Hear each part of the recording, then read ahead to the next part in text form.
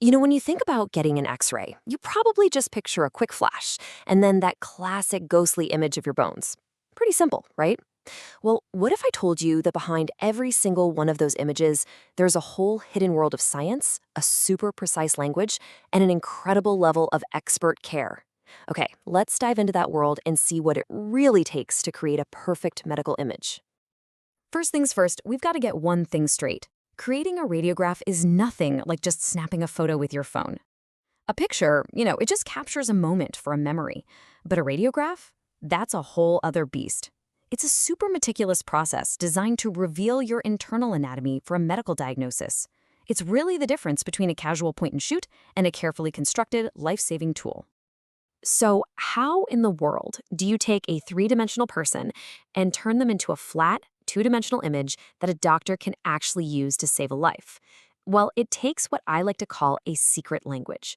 It's this deep understanding of the human body, the technology, and the exact words you need to translate what a doctor wants into a crystal clear picture. And today, we're going to learn some of the basics of that language. And the person who speaks this language fluently? That's the radiographer. Now, don't mix them up with a radiologist. That's the doctor who interprets the final image. The radiographer is the expert who creates it. And believe me, they are so much more than a button pusher. Think of them as a highly skilled guide, navigating the crazy complexities of your body and radiation physics to get that vital image just right. And this isn't just some technical job, not at all. It's a healthcare profession, and it's bound by a really strict code of ethics. You can see the key principles here. It all revolves around patient-centered care, making sure the environment is totally safe, and acting with absolute professional integrity. The bottom line is this: every single decision a radiographer makes is guided by what's best and what's safest for you, the patient. And the expertise in this field goes really, really deep. Get this, some radiographers go on to become a radiologist assistant, or RA. You can think of them as a radiologist extender. They've got extra education and training that lets them do more complex procedures and even make initial observations on an image, all while working with a radiologist. It just goes to show you the incredibly high level of skill and trust that exist in this field. All of this skill, all of this expertise, it's all built on one thing: an incredible foundation of knowledge. Before a single X-ray beam is even turned on, the radiographer has to have this super detailed map of the human body right in their head. And that map, of course, is anatomy. It's their essential blueprint for everything they do. And every good map needs a true north, a starting point, right? Well, in medicine, that's what we call the anatomic position. Standing straight, facing forward, palms out. Every single medical description, every term for positioning, it all assumes this is the starting point. It's the universal standard that makes sure everyone is speaking the exact same language, whether they're in Toronto or Tokyo. Okay, now here's where that mental map gets really, really interesting. You'd probably think that on the inside, we're all built pretty much the same. But what if I told you that where your stomach or your gallbladder sits could be completely different from where the person next to you has theirs? This is where this idea of body habitus comes in. And wow, it's a huge reminder that in medicine, one size definitely does not fit all. Radiographers basically classify bodies into four main types. For a hypersthenic person who has a big, broad frame, the organs are way up high and spread out. But for an asthenic person who's very slender, those same organs are low and pulled in toward the middle. A radiographer has to see this, assess it, and adjust their entire technique, the angle of the beam, the size of the detector, to account for these huge internal differences.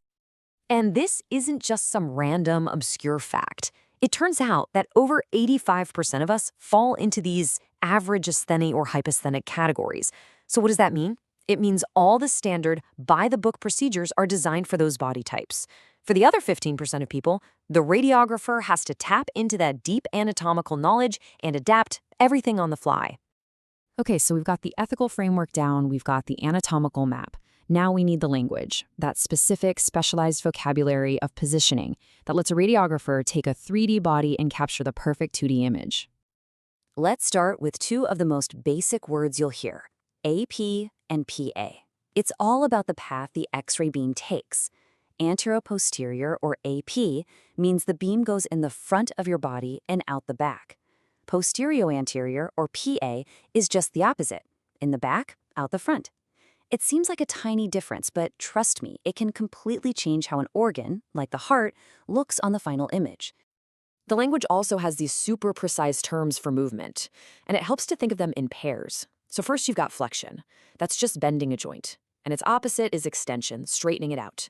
Then there's abduction, which is moving a limb away from the center of your body, and adduction, which is moving it back toward the center. Using these exact words, a radiographer can get a patient into the absolute perfect position to see one specific bone or joint. And this vocabulary gets even more specific. You don't just flex your foot.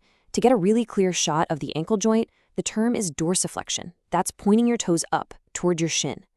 This kind of precision is everything. I mean, it's the difference between a blurry, totally useless image and one that clearly shows a tiny hairline fracture.